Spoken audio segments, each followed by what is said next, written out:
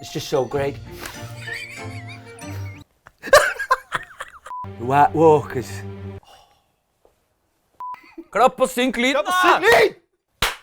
Hei alle sammen, og velkommen til en ny episode av Parodiduellen. Dette programmet der jeg sitter og snakker, og Christian Mikkelsen sitter og... Du mimte nå, ikke sant? Jeg mimte. Kjente du det? Jeg kjente en energi i sidesynet, som det heter.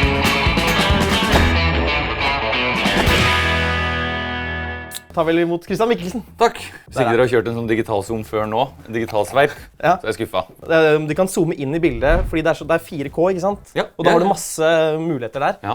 Du er veldig glad i parodier, Ja. og gjør parodier selv. Ja. Ser du på deg selv som en parodiker? Ja og nei. Jeg synes det er veldig gøy å gjøre. Jeg ser jo litt på det du og jeg nå er i ferd med å gå inn i, er jo en slags riffing, litt på samme måte som musikere kan møtes og spille blues, ikke sant? Ja. Så er det, sånn, det er de samme akkordene, det er E, det er A, og så er det B. Og så sitter de bare og jammer, og så kanskje man improviserer litt innenfor det. Ja. Jeg husker første gang jeg skjønte at sånn boblestemme kunne bli Snape i Harry Potter. Det synes jeg var veldig gøy. Ja. Og at bare den lyden der er liksom sånn... Jeg så nylig en video av en fyr som gjorde Samuel L. Jackson, som han var sånn OK guys, I'm gonna do my best Samuel L. Jackson. Og så plutselig var det som han liksom bare hadde sånn I have had it! Altså sånn der, jeg klarer ikke å gjøre det, men det var noe sånn I have had enough with all these motherfucking snakes on this motherfucking plane. Thank you for your time. som han hadde satt opp noe skodd bak i halsen. Altså, det synes jeg er så fascinerende. You either get busy living or you get busy dying. Jeg jobbet litt med den. Er det Morgan? Ja, det er Shawshank. Det er Shawshank. Ja, det er Shawshank Redemption. Ja. I never thought much about Hufflepuff. Da er det tilbake på Snape. Jo, for det var mer Snape. You have disobeyed me for the last time, Mr. Potter. Det går så fort. Lilo og Stitch, ja. Det glir over i Stitch. Og jeg tenkte på Gollum, men du tenkte på Å, ja. Stitch, ja. Oi, jeg tenkte for Stitch er også sånn. Ja. Wandering the halls. Stupid horses. Give us a fish. Juicy sweet. Hva vil du si er din urparodi?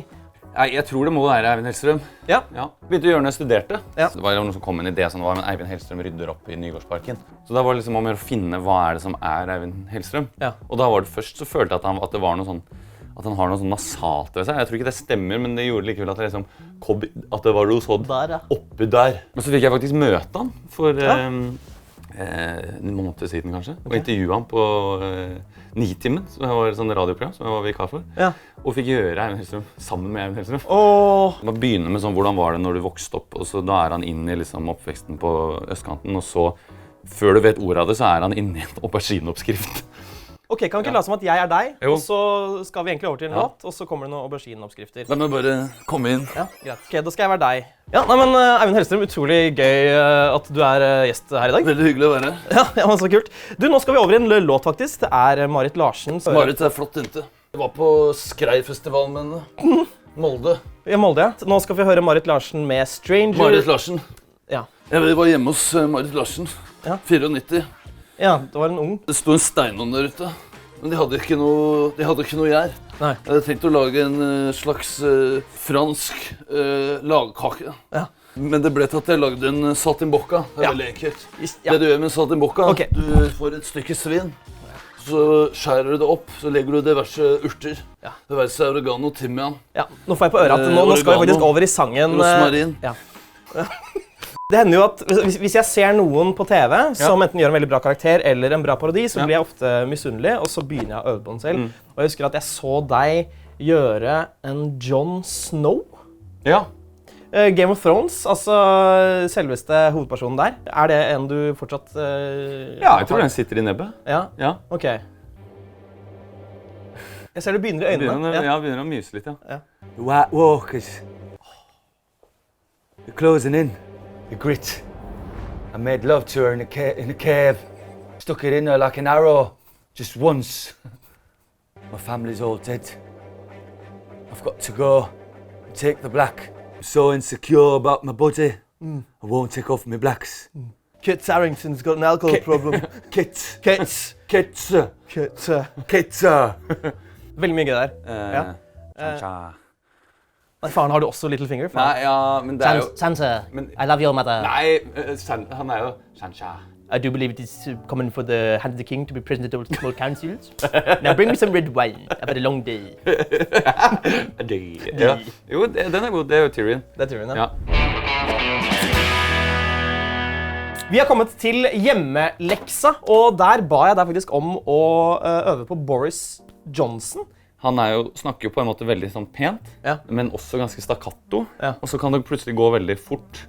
The coronavirus is the biggest threat this country has faced for decades. All over the world, we're seeing the devastating impact of this invisible killer. I thought the British government should never really this endeavour to have a cool, great Britain. Du inni det der? At I never would have thought we could find the endeavour. You're going to find it in here?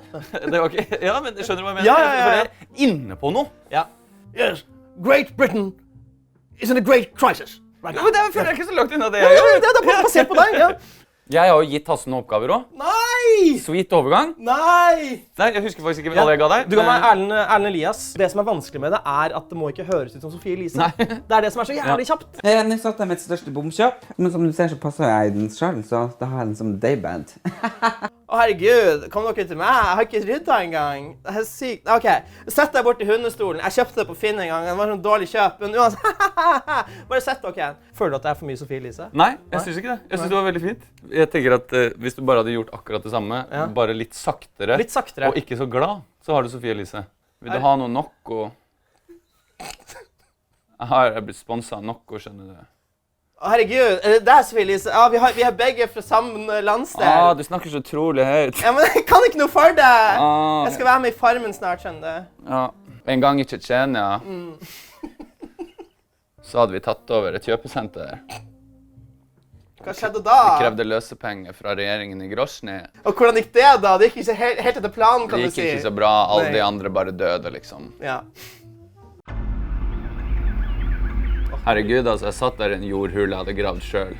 Det var liksom bare masse amerikanske støvler som tråkket opp på hullene. Men jeg hadde heldigvis memorert kartet da. Og lagt en slags hjemmelaget claymore i inngangen. Og jeg glemmer aldri hvordan han skreik. Ja, don't kill me, liksom. Bare, I have a family. Jeg er bare, vel, kommunismen lever på en måte.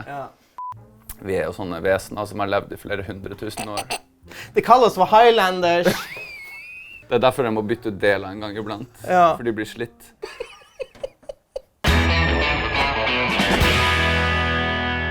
Fordi her ligger det en bunke med parodier. Vi skal ta en lapp hver, og så skal vi parodiere.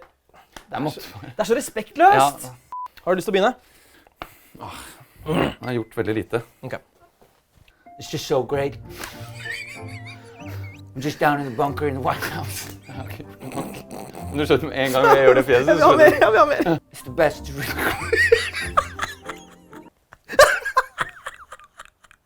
Jeg har aldri prøvd ordentlig på Donald Trump. Nei, ikke jeg heller. It's just the best. It's, you know. I'm the best, I'm the best, I'm the best. Ja. Det blir veldig fort noe Goodfellas. Jeg sitter på bakrommet Goodfellas. Just get in here, okay? Oh. Ja, ikke sant. Ok, den har jeg ikke gjort før. Ok. Det som er veldig viktig, er at dere skjønner hvor jeg kommer fra. Og jeg ville aldri foreslått dette her, hvis ikke det var noe jeg brente for. Skjønner du det? Skjønner du ikke at det er helt feil det du sier? Siv Jensen? Ja. Ja. Men jeg synes det er vanskelig å få en ordentlig god Siv Jensen. Ja, vi i Fremskrittspartiet, vi tenker det er veldig viktig at ingen innvandrere skal overleve første året sitt i Norge. Du tar gjøre det. Ja. Jeg! Det som er veldig viktig, er bare at du bare står på og bare gjør ditt beste, ikke sant? Men det er ikke det heller, for ditt beste er ikke ditt beste. Du må stå opp hver morgen, så må du bare gønne 100%. Herman Flesvig. Som gjør Petterson. Som gjør Petterson. Jeg har startet et forlag nå. Vi gir ut bare bøker med kjendiser. Strawberry! Ja, derfor har jeg tatovert 3 kvadrat med jordbær på kroppen. Og jeg har ikke så stor kropp engang. Det betyr at jeg har tatovert store deler av innsiden min. Fra rasshøl og inn. Det var vondt. Det var det. Gunnhild var der, så gikk hun fra meg. Ok. Ditt navn er Christian Mikkelsen. Hvem var det som kom på den ideen der? Ja, vi skal kalle barnet vårt for en politiker som var populær for 120 år siden. Einar Gerhardsen. Ja, Videre. videre. Nei, det er Johan Golden. Jeg liker veldig godt den Johan Golden du har. Ja, takk. Her pleier folk å bli irritert. Jeg blir irritert på meg selv. Ja, det er greit, det. Ja, hva du gjør med den, da? Ja. Aldri gi deg. Hva er det, da? Skal det ikke oppi der? Bare film meg, ler. Bare film meg. Truls Svendsen, den er faen ikke dum. Man trenger nesten ikke si noe. Nei, du trenger nesten ikke. Du må ut av det. Stille latter i 2,5 minutter. Da er vi ferdige, Kristian. Ja. Jeg synes vi hadde noen veldig bra, vi hadde noen veldig dårlige, Ja. og sånn skal det være. Takk for at dere har sett på, takk for at du var gjest. Kom med forslag i kommentarfeltet til hvem som kan være gjester, hvilke parodier vi kan gjøre, og ikke minst, hva syns dere om de greiene her? Parodiduellen er tilbake veldig snart. Takk til deg. Adjø.